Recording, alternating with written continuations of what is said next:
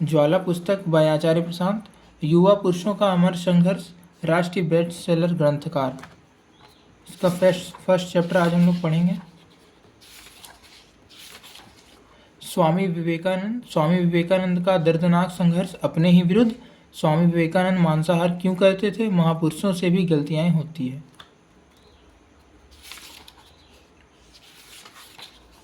स्वामी विवेकानंद का दर्दनाक संघर्ष अपने ही विरुद्ध।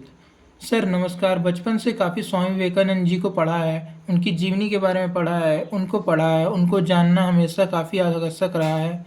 हालांकि जितना मैंने उनकी जीवनी पढ़ी तो उनके बारे में पता लगा कि कैसे वे रामकृष्ण परमहंस से मिले, फिर बात आगे बढ़ी और फिर कैसे उन्होंने मिशन चलाया। रामकृष्ण तो सर आपसे जानना चाहेंगे कुछ ऐसी बातें स्वामी जी के बारे में जो हमें पता ना हो और जिससे हम सीख ले सके। देखो, उनके बारे में जितनी बातें हैं मैं अभी बताऊंगा तो सब सार्वजनिक ही हैं। वे सब पब्लिक रिसोर्सेज हैं, वहीं से बात आएगी। कहीं कोई गुप्त दस्तावेज तो नहीं है। तो अगर हमें उनके जीवन के किसी महत्वपूर्ण पक्ष के बारे में नहीं पता हो तो उसकी वजह ये नहीं होती कि वे सूचना उपलब्ध नहीं थी। उसकी वजह ये होती है कि महापुरुषों के जीवन के कुछ ऐसे पहलू होते हैं जिनकी और देखने में हमें असुविधा होती है, तो हम उनको देखना नहीं चाहते। वरना उनका पूरा जीवन एक खुली किताब जैसा ही था। लगभग सब कुछ ही अंकित किया जा चुका है और बहुत सारी बातें तो विस्तृत और विविध भी विवरण मिलते हैं। तो वे सब आप पता कर सकते थे। तो आपके प्रश्न पर आ जाते हुए उनके जीवन के जिस पक्ष की ओर आमतौर पर उतना नहीं देखा जाता, वे सब उनका संघर्ष और ना देखने में हमारा बड़ा स्वार्थ है, क्योंकि देखेंगे तो हमें दिक्कत हो जाएगी, उसकी ओर हम नहीं देखते। तो जैसा कि हम अपने सभी महापुरुषों के साथ करते हैं, हम उनकी दिव्यता पर ज़्यादा ध्यान दे लेते हैं और हम कुछ इस प्रकार दर्शाते हैं जैसे कि वे मनुष्य पैदा ही हुआ था कोई महान काम करने के लिए और उनके पास जन्म से ही जैसे कुछ अलौकिक शक्तियाँ थी या सिद्धियाँ थी या न जाने क्या था। हम इस तरह से बताते हैं कि जैसे, और इसमें जो उस इंसान की पूरी संघर्ष यात्रा का मानवीय पक्ष है वो बिल्कुल दबकर रह जाता है। दबकर रह नहीं जाता, हम उसे दबाते हैं, जानबूझकर दबाते हैं।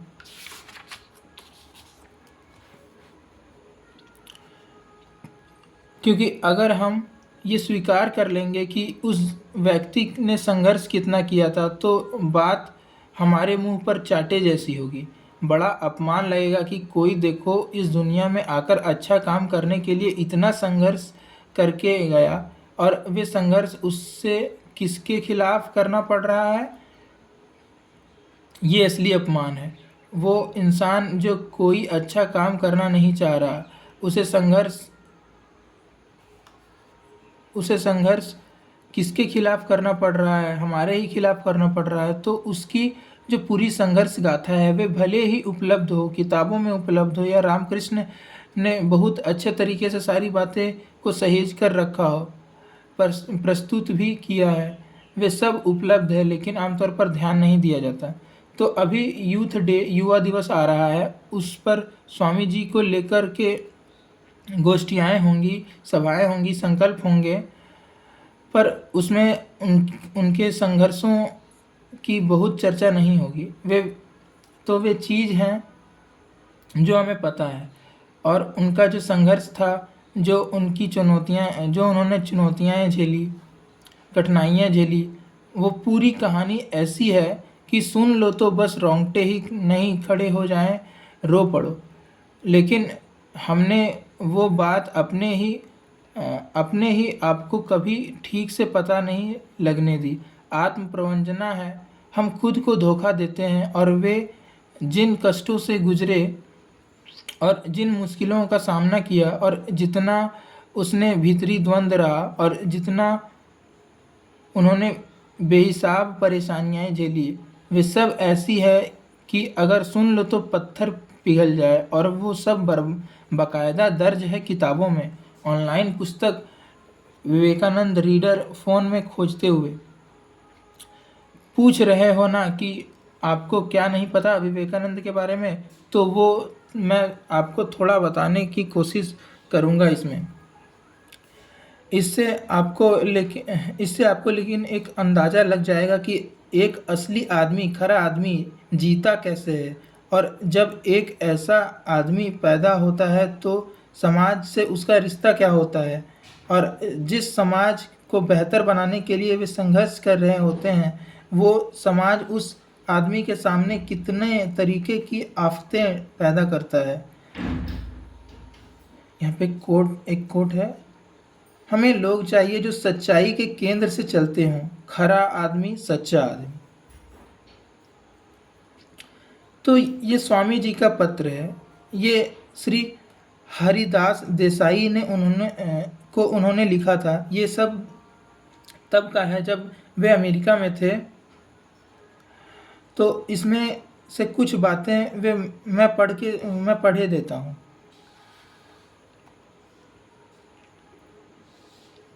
जब वे अमेरिका में थे तो हम ये सोच रहे हैं कि जैसे आज हमारे सामने तस्वीर पेश की जाती है कि वहाँ गए थे शिकागो में सन 1893 में, तो जैसे पूरा भारत उनके समर्थन और सहयोग देने के लिए है, उनके स्वागत के लिए बिल्कुल आतुर तैयार खड़ा हुआ था, बाहें फैलाकर के। ऐसा नहीं हुआ था। स्वामी जी को घोर विरोध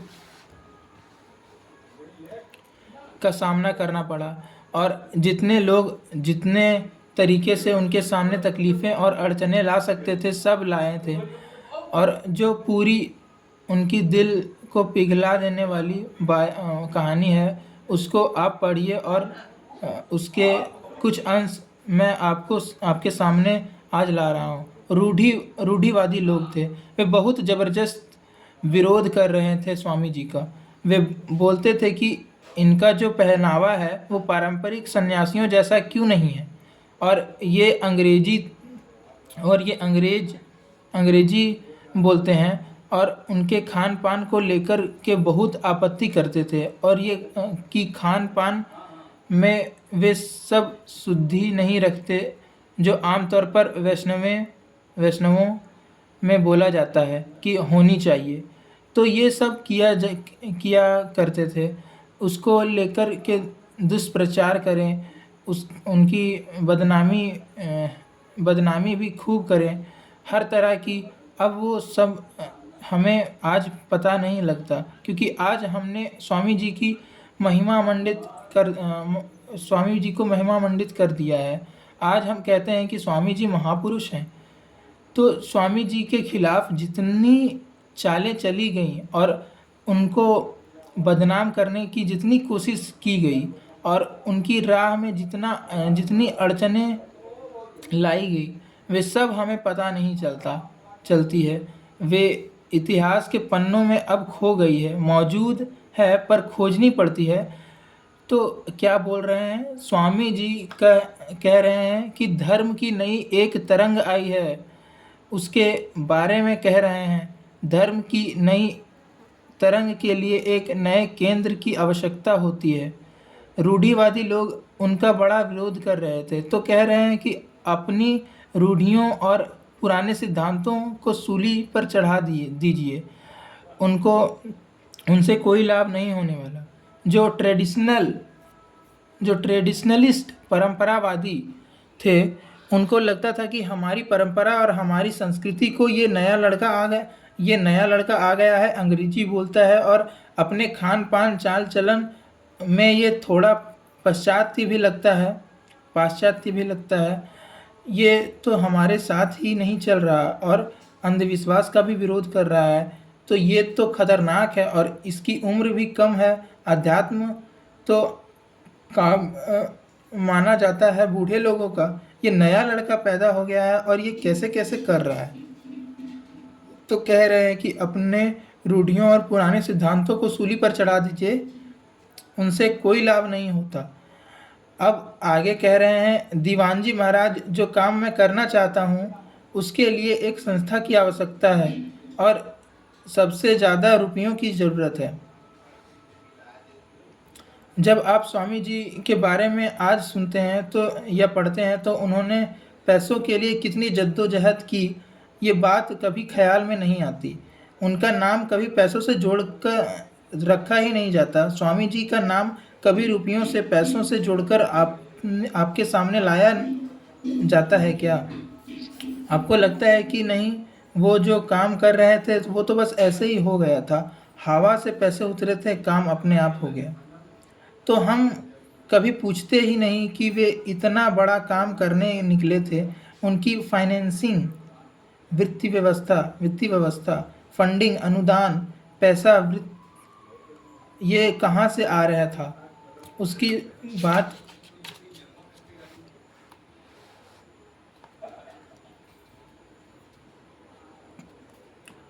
हम बिल्कुल छुपा देते हैं और जो हमें छुपा रखा है उसकी उसी की एक दर्दनाक कहानी छुपी हुई है। दीवान जी महाराज, रुपयों की ज़रूरत है, भले ही थोड़े से मिल जाए जिससे काम तो शुरू कर सकूं। भारत में मुझे धन कौन देता, इसलिए दीवान जी महाराज मैं अमेरिका आ गया। आपको याद हो कि सारा धन तो मैंने आम लोगों से मांगा था। धनी लोग मेरी बात समझ ही नहीं पाते थे तो उनका धन तो मैंने अस्वीकार किया। आम लोग को उठने के लिए स्वामी जी का सारा काम था, तो आम लोग के सामने वे जाकर फरियाद करते थे कि धन दे दो ताकि संस्था बनाऊं, आगे तुम्हारे कल्याण के लिए करूं। और आम लोग स्वामी जी को कोई सहायता नहीं दे पा रहे थे। अब अमेरिका के लिए कह रहे हैं कि अमेरिका आ गया, वहाँ से लिख रहे हैं सन 1894 के। कह रहे हैं, इस देश में अमेरिका में पूरे साल तक व्याख्यान देते रहने पर भी मुझे अपने काम के लिए धन इकट्ठा करने में ज़रा भी सफलता नहीं मिली।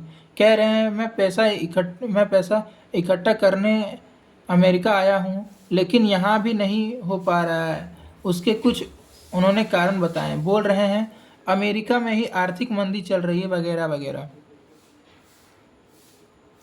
लेकिन जो बड़ा कारण है वो अमेरिका में भी वो क्यों नहीं पैसा इकट्ठा कर पा रहे हैं। बोलते हैं, मिशनरी और हिंदू संस्थाएं ही मेरे काम में बाधा डालने का सबसे बड़ा प्रयास कर रही है।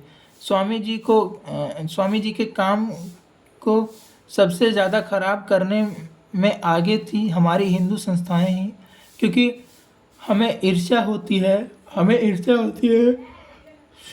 तब रामकृष्ण मिशन तो नहीं था ना।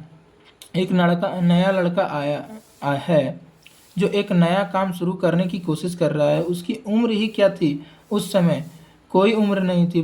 बोले, एक नया लड़का और हमारी सैकड़ों साल पुरानी सब संस्थाएं, ये उनसे आगे निकल जाएगा, परंपरा को तोड़ देगा। ये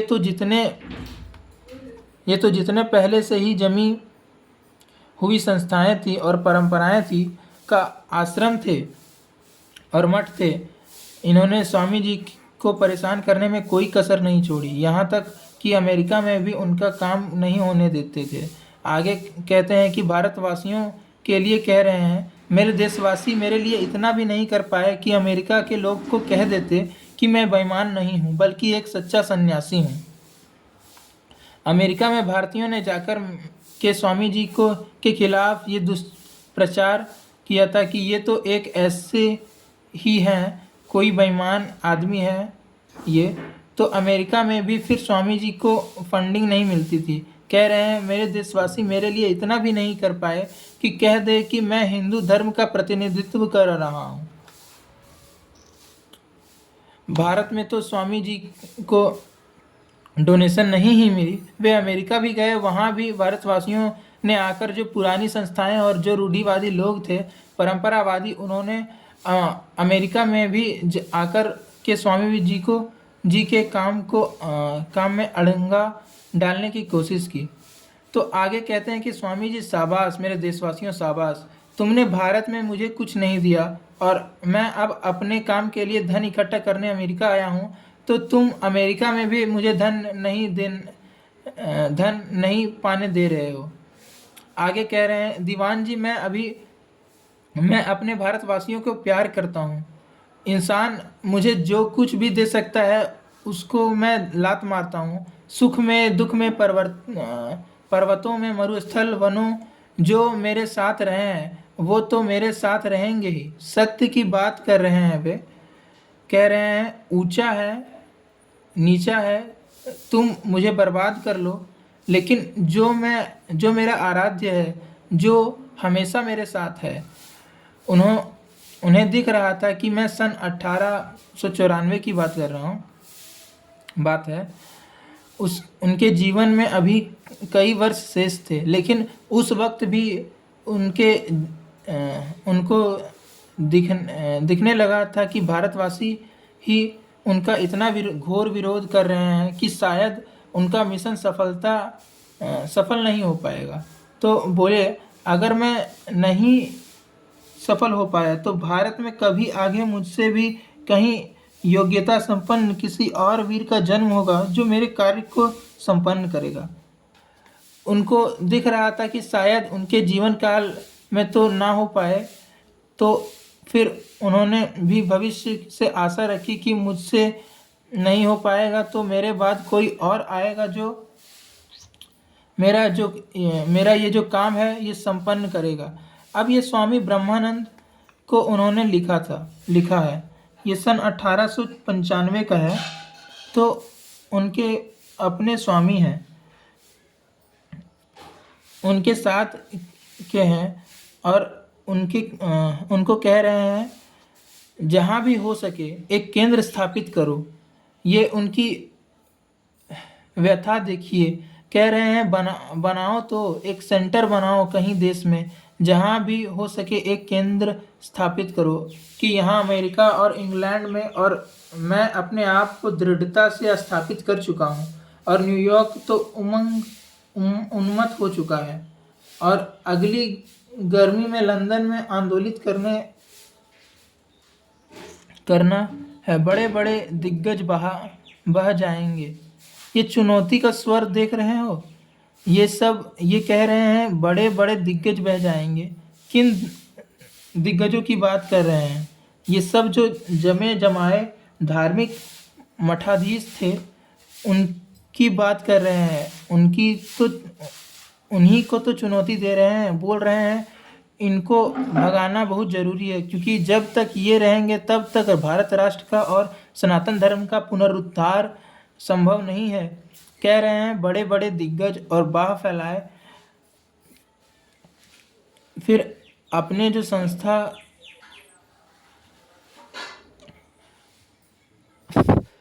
के उनके सन्यासी थे, जो उनके अपने लोग थे, उनको संबोधित कर रहे हैं, तुम लोग कमर कस के काम में जुट जाओ, हुंकार मात्र से हम दुनिया को पलट देंगे।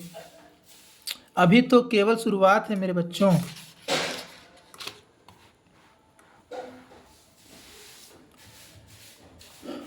फिर अपने देश की व्यथा पर बोलते हैं। हमारे देश में कोई आदमी भारत के लिए कह रहे हैं, हमारे देश में कई आदमी या इंसान, ये सब तो शमशान सदृश लाशें हैं।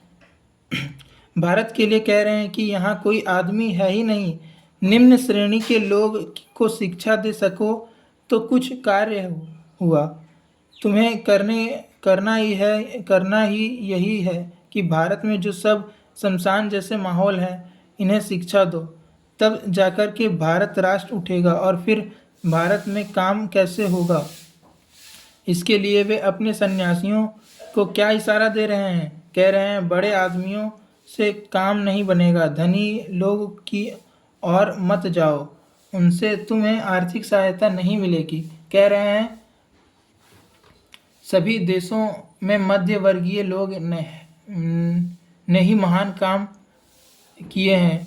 रुपया मिलने कि क्या देर लगती है, मिलने में क्या देर लगती है, बस आदमी सही मिल जाए।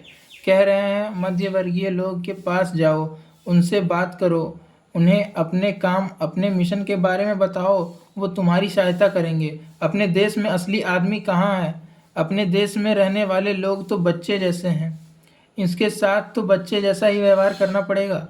ये स्वामी विवेकानंद के शब्द हैं। अब एक और उनका ये पत्र फिर से हरिदास देसाई जी को सन 1894 का है। तो यहाँ पर कह रहे हैं कि उदाहरण दे रहे हैं, हमारे हमारे ही जो लोग हैं, हम चूंकि अब बाहर आकर के काम कर रहे हैं, तो वे सिद्ध करने में लगे हुए हैं कि हम उनकी जाति के नहीं रहे। भारतवासी भारत के भी जो बड़े पुराने धार्मिक लोग हैं और जो ऊंचे ऊंचे धार्मिक पदों पर बैठे हुए लोग थे, वे लोग क्या करने लगे हुए हैं? बोल रहे हैं हम यहाँ काम कर रहे हैं, बोल रहे हैं मैं काम कर रहा हूँ। और एक वहाँ पर जैन स्वामी थे, वरीचंद गांधी, ये दोनों मिलकर काम कर रहे थे। बोले हम यहाँ काम कर रहे हैं, तो हमारे को बदनाम करने का काम हमारे देशवासी ही कर रहे हैं। और ये लोग ये लगे हुए हैं, ये सिद्ध करने में कि ये लोग तो अब हमारी जाति के ही नहीं रहे। क्यों? क्योंकि दासों में स्वभाव ईर्ष्या उत्पन्न होती है, स्वभावता ईर्ष्या उत्पन्न होती है। भारत एक दास देश है, सिर्फ राजनीतिक दृष्टि से नहीं, सबसे ज़्यादा मानसिक दृष्टि से, आध्यात्मिक दृष्टि से। बोल रहे हैं दासों को स्वभाव्यता ईर्ष्या उत्पन्न होती है और वे ईर्ष्या ही उत्पन्न उनको पतन में ले जाती है। बोल रहे हैं भारत उठेगा कैसे? यहाँ आपको उठने के लिए कोई आए तो आप उससे ईर्ष्या करने लग जाते हो। यहाँ जो भी कोई आगे बढ़ता है भारत को उठाने के लिए, भारतवासी ही उसे नीचे खींचने लग जाते हैं। आध्यात्मिक धार्मिक क्षेत्र में कोई आएगा धर्म की सफाई के लिए, धर्म को चमकाने के लिए, धर्म की शुद्धि के लिए, धर्म को मांझने के लिए, तो जो पुराने धार्मिक लोग और पुरानी धार्मिक व्यवस्था संस्थाएं बैठी हैं, वे ईर्ष्या से भरकर उसे नीचे खींचने में लग जाएंगी। वही स्वामी जी के साथ हो रहा था।